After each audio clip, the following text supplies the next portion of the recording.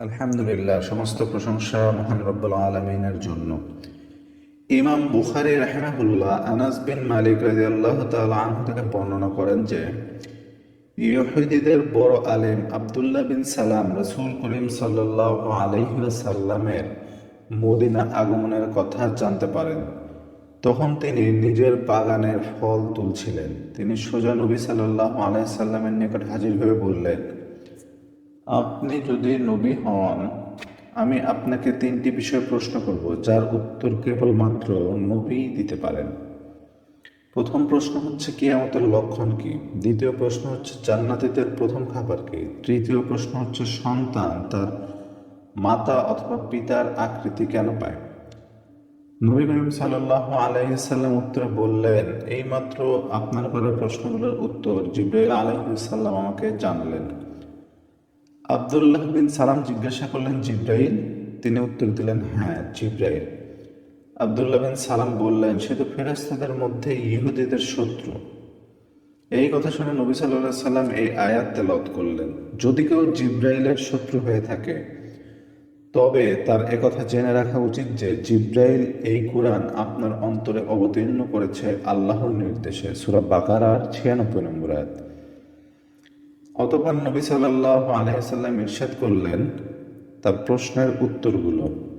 প্রথম প্রশ্ন, কিয়ামতের প্রথম লক্ষণ হলো এক প্রকারের অগ্নিকুণ্ড বের হবে, যা মানব গোষ্ঠীকে পূর্ব থেকে ধাবিত করে পশ্চিম অভিমুখে একত্রিত করবে।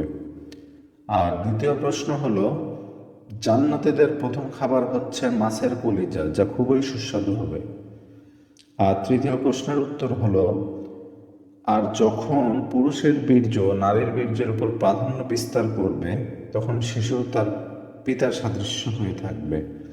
কিন্তু যখন মহিলার বীর্য পুরুষের বীর্যের উপর প্রাধান্য বিস্তার করে, তখন শিশু তার মায়ের আকৃতির সাদৃশ্যতা পেয়ে থাকে। এই উত্তর শুনে আব্দুল্লাহ বিন সালাম কালেমায়ে শাহাদাত পাঠ করে নিলেন যে, আমি সাক্ষ্য দিচ্ছি যে আল্লাহ ছাড়া সত্য কোনো মাবুদ নেই, এবং আমি আরো সাক্ষ্য দিচ্ছি যে আপনি আল্লাহর রাসূল। কেননা এই উত্তরগুলো সে আগে থেকেই জানতো বা বুঝতো। অতঃপর যখন নবীর কথার সঙ্গে তার উত্তরগুলো মিলে গেল, তখন সে বুঝতে পারল যে তিনি সত্যিই নবী।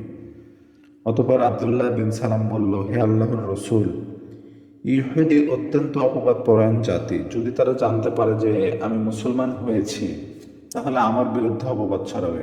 এই জন্য আপনি আমার সম্বন্ধে আগে তাদেরকে জিজ্ঞাসা করুন। ইহুদিরা যখন রাসূল সাল্লাল্লাহু আলাইহি ওয়াসাল্লামের নিকটে আসলো, তখন রাসূল সাল্লাল্লাহু আলাইহি ওয়াসাল্লাম জিজ্ঞাসা করলেন, তোমাদের মধ্যে আব্দুল্লাহ বিন সালাম কেমন লোক? ইহুদিরা উত্তর দিল, তিনি আমাদের মধ্যে সবচেয়ে উত্তম লোক এবং উত্তম লোকের সন্তান। তিনি আমাদের নেতা এবং আমাদের নেতারও সন্তান।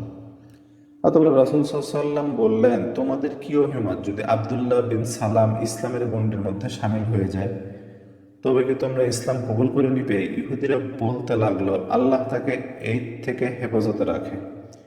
এই সময় আব্দুল্লাহ বিন সালাম রাদিয়াল্লাহু তাআলা আনহু ভিতরে লুকিয়েছিলেন। বের হয়ে এসে কালেমায়ে শাহাদাত পাঠ করলেন। ইহুদিরা যখন দেখলো যে আব্দুল্লাহ বিন সালাম ইসলাম গ্রহণ করে নিয়েছে, তখন তাদের মত পরিবর্তন হয়ে গেল এবং তারা বলতে লাগলো, আমাদের মধ্যে সবচেয়ে খারাপ লোক এবং সবচেয়ে খারাপ লোকের সন্তান। অতঃপর উল্টাপাল্টা কথা বলতে লাগলো আব্দুল্লাহ বিন সালাম সম্পর্কে। আব্দুল্লাহ বিন সালাম রাদিয়াল্লাহু তাআলা আরজ করলেন, হে আল্লাহর রাসূল, আমি এই কথাকেই ভয় করছিলাম। এর পরিপ্রেক্ষিতে আল্লাহ তাআলা এই আয়াতটি অবতীর্ণ করেন,